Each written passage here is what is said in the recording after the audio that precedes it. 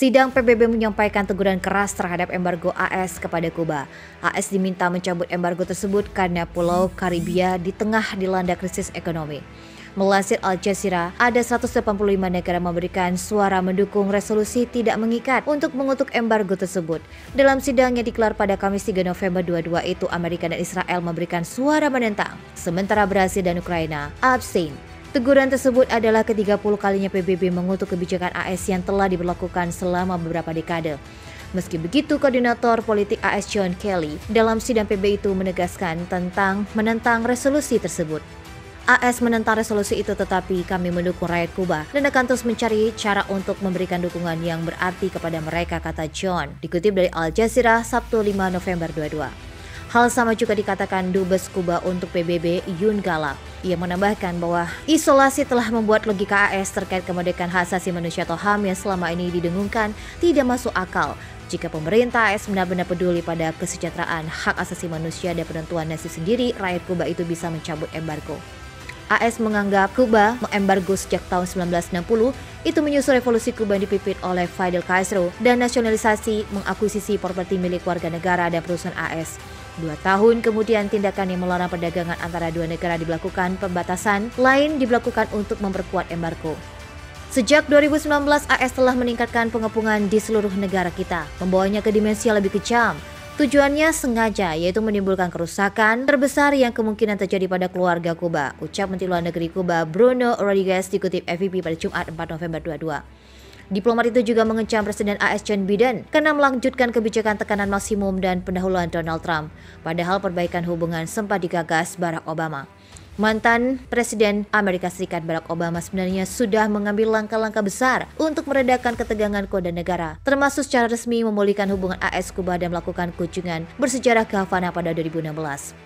Pada tahun itu, AS juga abstain untuk pertama kalinya setelah pengutusan surat PBB yang mengutuk embargo. Akan tetapi mantan Presiden AS Donald Trump membatalkan upaya-upaya tersebut. Dia mengambil pendekatan yang lebih keras, meningkatkan sanksi dan mundur ke langkah normalisasi. Pemerintahan Presiden Joe Biden saat ini juga telah menyimpang secara substansial dari kebijakan Trump. Namun Biden telah mengambil beberapa langkah untuk melonggarkan pembatasan, pengiriman uang, dan penerbangan ke Kuba. Ketegangan Kuba dan Amerika Serikat juga meningkat karena masalah lain seperti migrasi, keamanan, dan hubungan regional dalam beberapa bulan terakhir menjelang pengungutan suara PBB pada Kamis. Menlu Kuba Bruno Rodriguez menuduh pemerintahan Biden terus menempuh jalan tekanan maksimum. Perwakilan AS lalu membalas tudingan itu, menyebut hukuman ekonomi merupakan tanggapan terhadap pelanggaran HAM oleh pemerintah Kuba. Pelanggaran itu terdasar pada penindakan protes pada Juli 2021, menuntut kebebasan politik dan kondisi ekonomi yang jauh lebih baik. Kuba memberikan sanksi kepada hampir 400 orang karena berpartisipasi dalam protes itu. Tindakan keras itu memicu kecaman dari kelompok HAM serta sanksi baru dari AS. Namun Kuba menolak kritik terhadap catatan hak asasi manusianya. Kuba tidak membutuhkan pelajaran tentang demokrasi dan asasi manusia apalagi dari Amerika Serikat. Pengaruh AS penyebab utama kekurangan, kelangkaan, dan kesulitan yang diderita oleh keluarga Kuba akan gagal untuk mengatakan yang sebenarnya. Rodriguez menambahkan bahwa 14 bulan Biden menjabat ke negara merugi sebesar 100 triliun rupiah. Kuba telah memberikan sanksi kepada hampir 400 orang karena berpartisipasi dalam protes, memberikan banyak hukuman penjara yang cukup panjang. Tindakan keras itu memicu kecaman dari kelompok hak asasi manusia serta sanksi baru dari AS. Havana telah menolak kritik lantaran catatan hak asasi manusianya. Presiden Meksiko Andrés Manuel López Obrador pada Kamis 3 November mengecap embargo ekonomi Kuba oleh Amerika Serikat yang telah berlangsung selama puluhan tahun sebagai hal keji. Hanya beberapa jam sebelum pengungutan suara untuk resolusi yang menyerukan diakhirinya sanksi terhadap Kuba di Majelis Umum PBB. López Obrador menyebut embargo ekonomi oleh AS selama lebih dari 6 dekade itu sebagai kemunduran, praktik kuno dan tidak manusiawi. Ini jelas pelanggaran hak asasi manusia karena mungkin saja ada masalah politik dan ideologis, tetapi kerugiannya dialami populasi, dialami masyarakat, kata Presiden Meksiko tersebut kepada wartawan dalam konferensi pers hariannya di Istana Nasional. Seharusnya tidak mungkin untuk mengisolasi suatu negara seperti Kuba ataupun negara lainnya. Ujarnya seraya menambahkan bahwa AS mengklaim memperjuangkan hak asasi manusia untuk ke-30 kalinya setelah berturut-turut unggah pada Kamis mendukung resolusi yang diajukan Kuba untuk mengakhiri embargo ekonomi, keuangan, dan perdagangan yang dilakukan oleh AS. Seperti tahun-tahun sebelumnya, sebagian besar negara anggota PBB memilih untuk mendukung pencabutan sanksi, sementara AS dan Israel menolaknya. Pemerintah Jordania bersama 180 negara anggota PBB meminta Amerika Serikat mencabut embargo ke Kuba. Jordania telah memberikan suara pendukung rancangan resolusi Majelis Umum PBB yang menyuruhkan diakhirinya embargo ekonomi, komersial, dan keuangan yang AS terhadap Kuba. Badan global itu mengecam keras penolakan berkelanjutan pemerintah AS untuk mencabut embargo untuk ke-30. Penghutang suara 185-2 pada Kamis 3 November 22 serupa dengan tahun-tahun sebelumnya. Suara Majelis Umum pada November 2019 187-3 dengan AS, Israel, dan Brasil memilih tidak ada, Kolombia dan Ukraina abstain.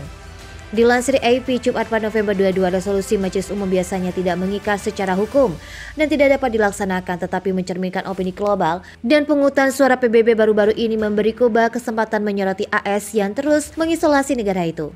Embargo diberlakukan pada tahun 1960 setelah resolusi Kuba yang membawa Fidel Castro ke tampuk kekuasaan, kemudian mensosialisasi semua properti milik warga negara termasuk perusahaan AS. Embargo perdagangan Amerika Serikat terhadap Kuba merugikan sektor olahraga di negara Karibia tersebut sebesar 15 juta dolar Amerika Serikat dalam bentuk kerugian pendapatan selama 5 tahun terakhir menurut seorang pejabat negara itu.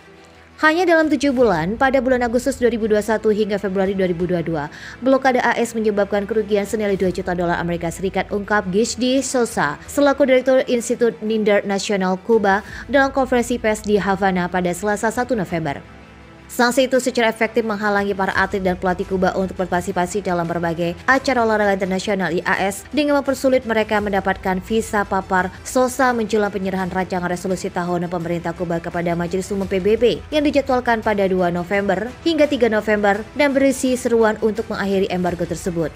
Yadira Gonzalez, Direktur Kantor Retes yang merupakan perusahaan promosi olahraga di Kuba, mengatakan bahwa sanksi AS juga merusak sektor olahraga di negara berbentuk pulau itu dengan membatasi akses yang mendapatkan peralatan dan pasok olahraga di pasar internasional.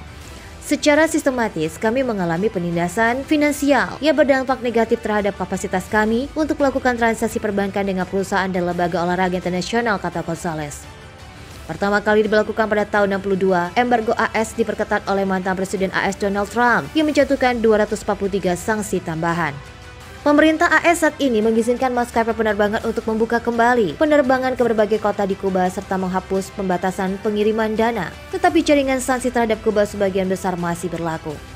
Menurut pemerintah Kuba, sanksi AS menyebabkan kerugian pada perekonomian Kuba sebesar 154,2 miliar dolar Amerika Serikat selama 6 dekade terakhir.